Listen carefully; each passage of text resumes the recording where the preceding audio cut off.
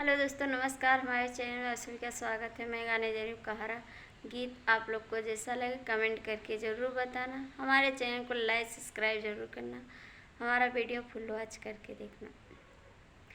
पिया माँ गई गवनावा अब का करी, पिया माँ गई गवनावा अब का करी।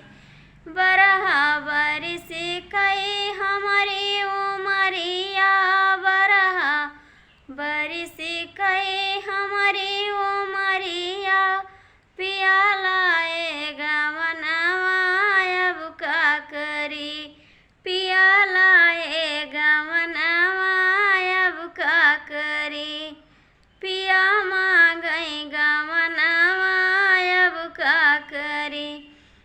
लाए गवनावा छाए विदेशवा, लाए गवनावा छाए विदेशवा।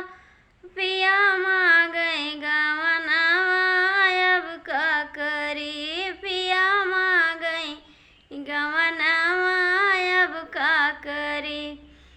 बरहा बरिस परी आए लौटी कई, बरहा बरिस परे आए लौटी कई।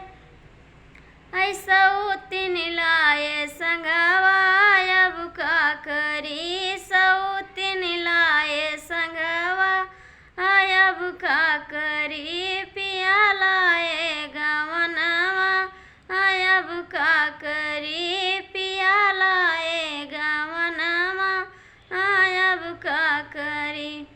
लाए सवतिया महल चढ़ी सूतई, लाए सवतिया महल चढ़ी सूतई। मोर धड़कई कर जवा अब का करी, मोर धड़कई कर जवा अब का करी। पिया लाए गवनावा अब का करी, पिया लाए गवनावा अब का करी।